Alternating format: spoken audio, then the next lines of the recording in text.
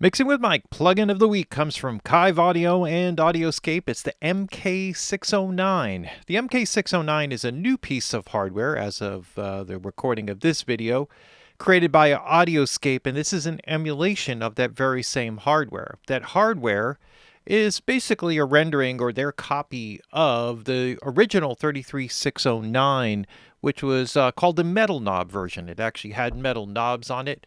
And there were about 5 different versions of that Neve 33609 compressor that were created.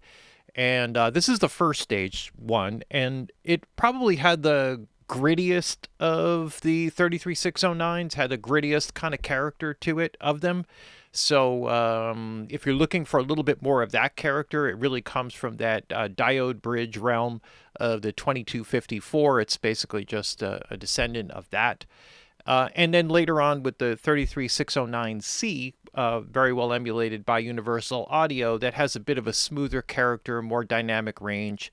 Amplifier circuit is different. The transformer circuitry is different. The original one had the Marinaire transformer in it, which was part of the 2254 and maybe more famously the 1073. But they later changed that to the Belle Claire version, for those of you who keep track of all of those sorts of things. Anyway, let's have a quick listen to this, and just to kind of get a sense of what it does, and then we'll kind of break it down step by step here. So here we go. And my first impressions that are falling out of place. Instead of shifting gears, you'd rather leave than save face.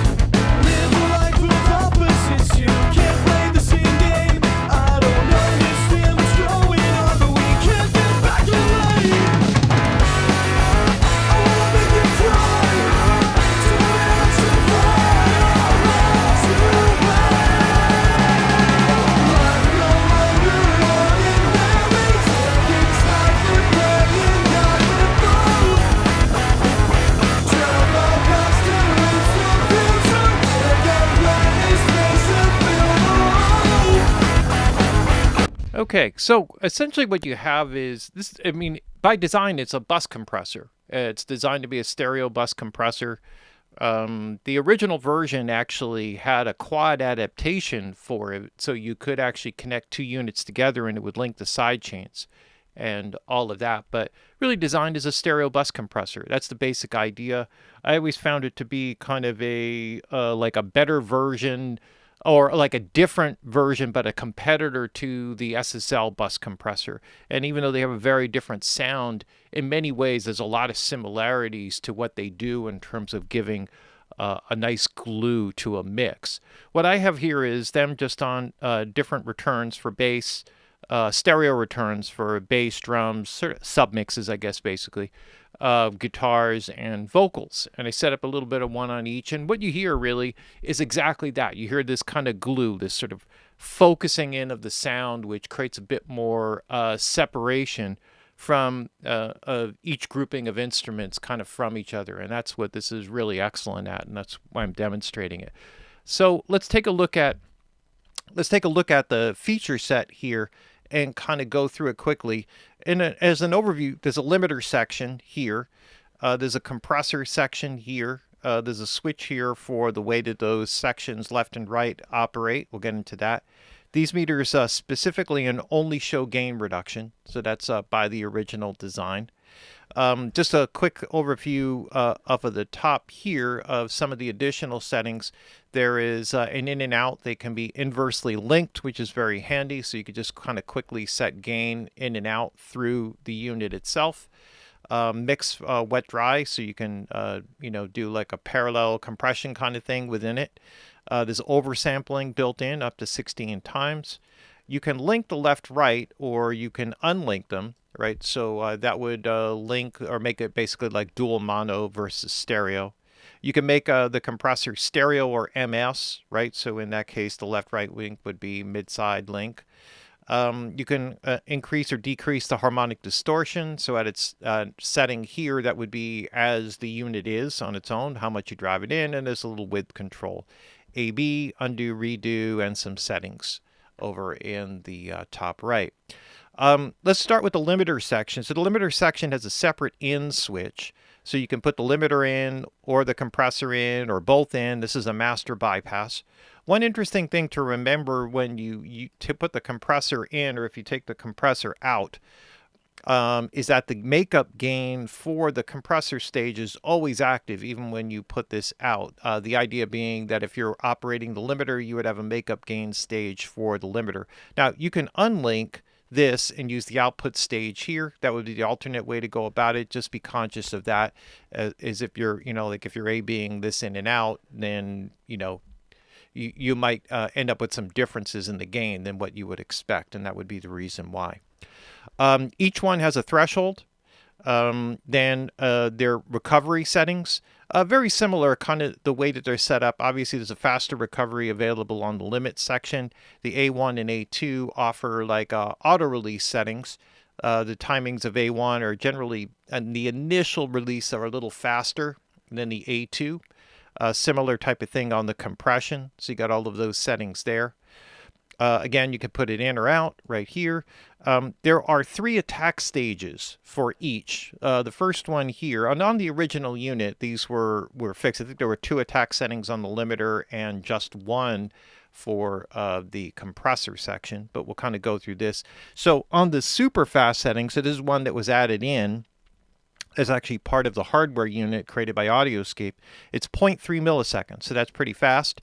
The slow setting is 4 milliseconds, and the fast setting is 2 milliseconds.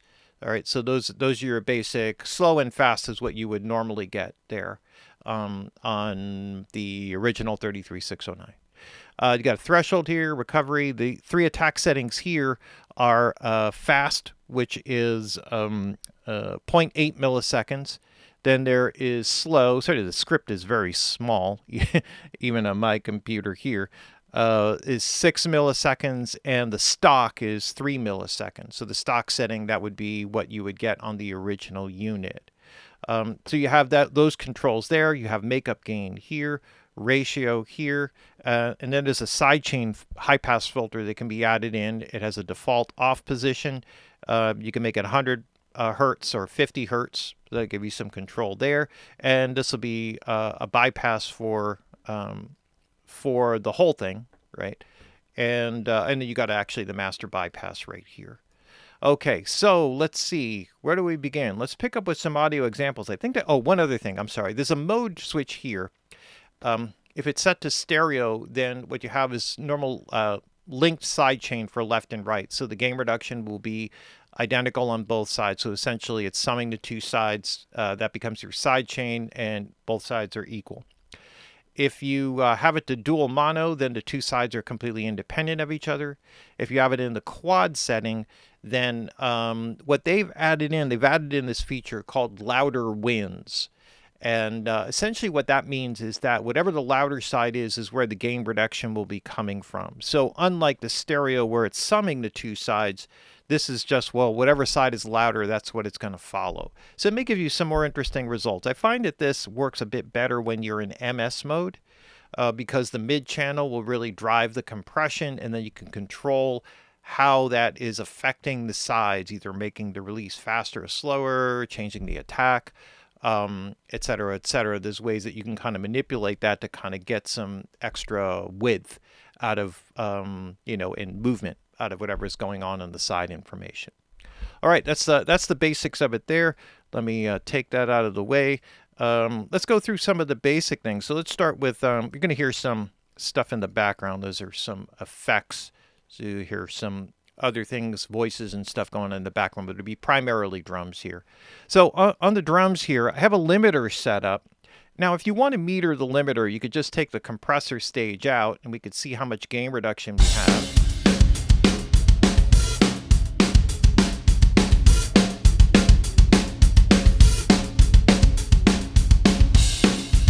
Right, so you could hear how that controls. And I have that on a fast release just to kind of, tighten up that attack or that transient here. And I have it on the super fast setting. So it's acting almost like practically like a clipper, although not that fast.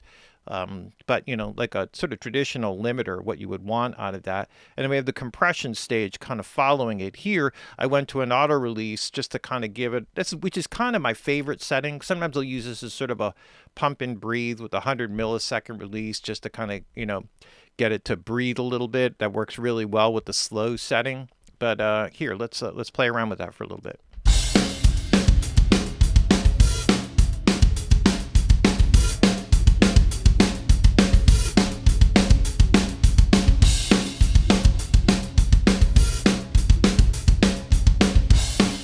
And you can see it's triggering a little bit more with the snare drum. Right now I have the low pass filter off. It'd be nice if there was a sidechain, although that is not part of the hardware. It wasn't really designed that way. But that would have been a nice added feature that was in there on that. This is set to a 4:1. Now, if you go to a lighter ratio, you'll get sort of a softer knee, which will sort of smooth out the way that that kind of works. So if we go to a 2:1 here, let me do it this way. Let me just copy this over to the B setting and we can mess around with it, see if we can come up with something better.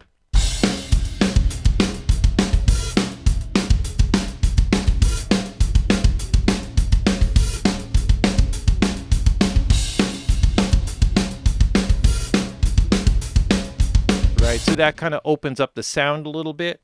You could also go to a 1.5 to 1.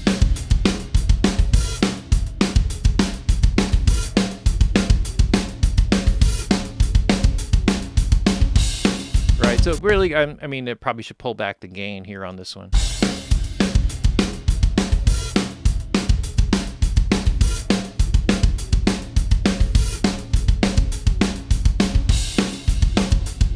Right. So it's interesting. You can really hear how it affects the tonal character, and the dynamics, like the dynamic movement, just with a different ratio. You generally, it's similar with the 2254, you get a little bit of a warmer sound as you start to go towards the higher ratios. You know, again, you know, gives you a lot of play with the way that that works. Here, let me go a couple of other things here. We got a bass. I didn't use the limiter here on this one, but I went to more of a slower release with a fast attack just to kind of get it to kind of, you know, glue the bass sound together because it's a little bit pokey, I guess. I'm not sure what the right word is. You know, maybe a little bit clicky sounding.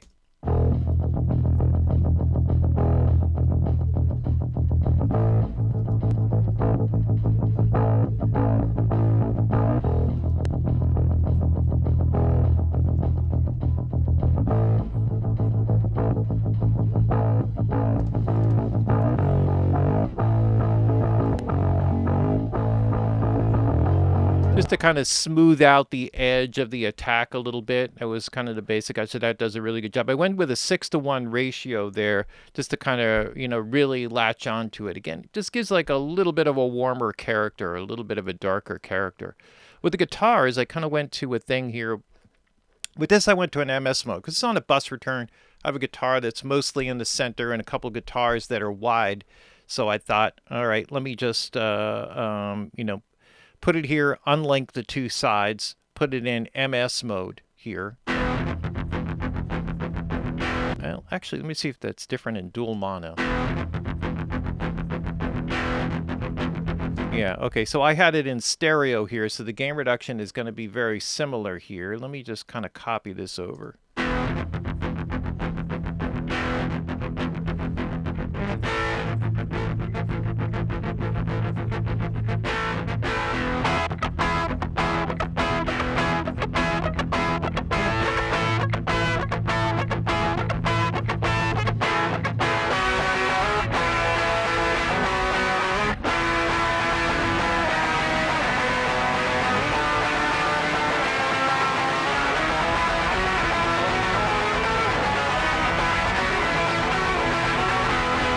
Right, just to give you kind of a little bit more control over the way that you, you know, kind of manage it. If you wanted to give it a little bit more width, it gives me the ability to sort of raise the gain of the side signal or raise the gain of the center signal, have some control on that end, and even adjust, if necessary, if I wanted these sort of side guitars to just sort of breathe a little bit more.